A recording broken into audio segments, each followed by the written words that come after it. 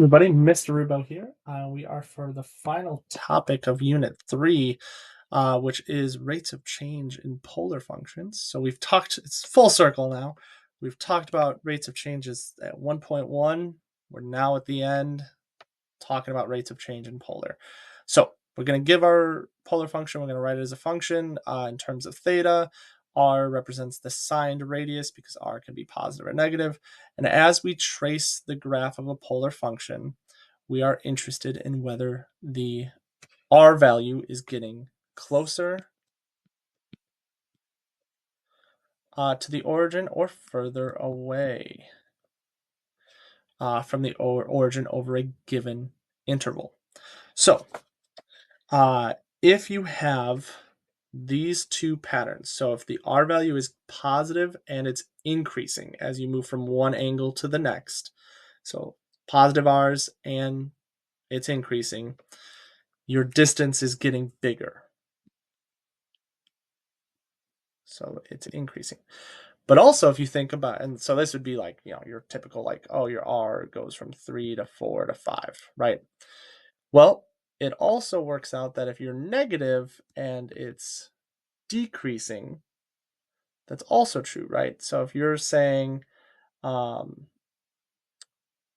going -3, -4, -5, your R value is negative, yes, but the absolute value of the R, the distance is getting farther away from the origin. So that's why we say the distance is increasing.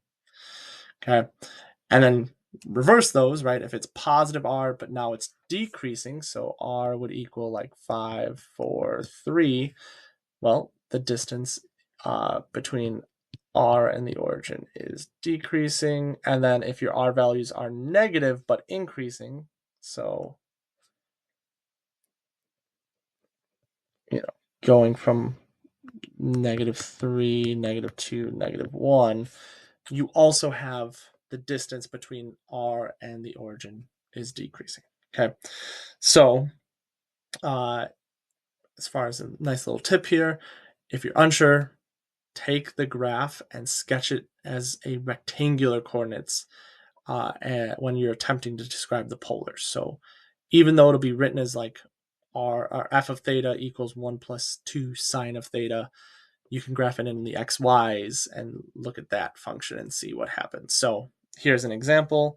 So if we look at this one, we have this graphed right here for us, right? It's got the amplitude of 2, midline of 1, it's sine.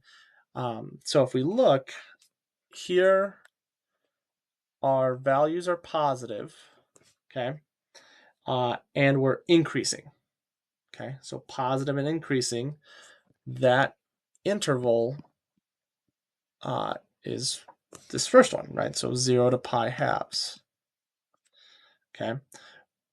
But then just remember, and if we look at this graph, we have it again where we become positive and are also increasing in this little bit right there from 11 pi 6 to 2 pi, okay? So now let's go to the next one. So positive and decreasing. So that's positive is above the x-axis and decreasing. It's just this one interval. And that would be from pi halves to 7 pi 6. Okay. Then we look and we're going to say negative. So it's this part down here and we are increasing. So that's from here to here. And again, we just write what we have. We have the one interval, so -3 pi over 2 to 11 pi over 6.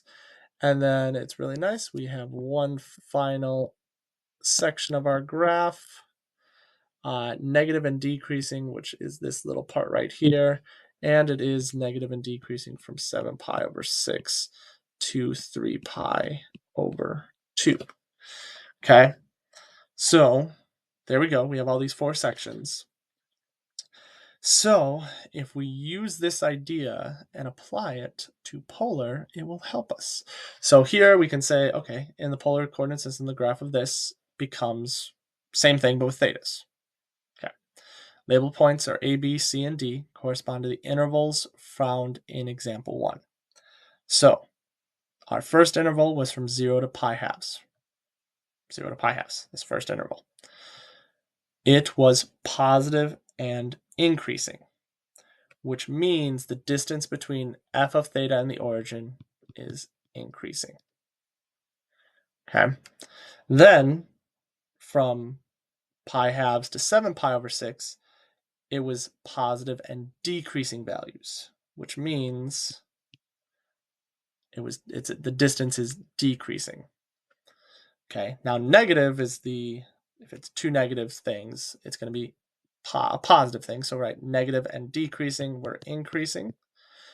But if you have a negative and a positive, it's negative. And then we're back to having positive, so that's increasing. So if you are asked these things, if you're asked the distance between f or of the function and the origin, whether it's increasing or decreasing, you're just going to use this idea that if it's positive and increasing, it's increasing. Negative and decreasing, increasing. Positive and decreasing, decreasing. And then negative and increasing, it's decreasing. All right. Thanks for watching. Have a good day.